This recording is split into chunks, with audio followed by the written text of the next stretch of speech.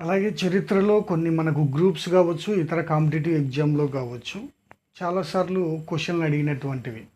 దాంట్లో ఒకటి వచ్చేసి who was the army commander of the Alexander?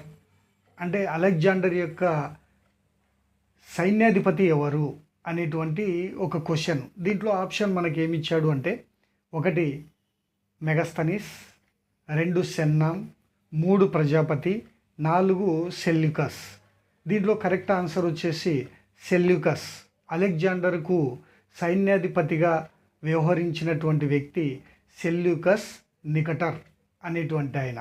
అలాగే ఇంకో క్వశ్చన్ ఏంటంటే in the battle of Hydaspes Alexander met, అంటే ఈ యొక్క హెడాస్పస్ యుద్ధంలో అలెగ్జాండర్ను ఎదుర్కొన్నటువంటి భారతదేశపు వీరుడు ఎవరు అని అడిగాడు. దాంట్లో ఆప్షన్ వచ్చేసి 1 అంబి, 2 ఫోరస్, 3 కోయినస్, 4 కృప అనేటువంటివి. మరి ఈ యొక్క హెడాస్పస్ యుద్ధంలో అలెగ్జాండర్ను ఎదుర్కొన్నటువంటి భారతదేశపు వీరుడు ఎవరు అంటే పోరస్. ఈ పోరస్ యొక్క అసలు పేరు ఏంటి అంటే పురుషోత్తముడు.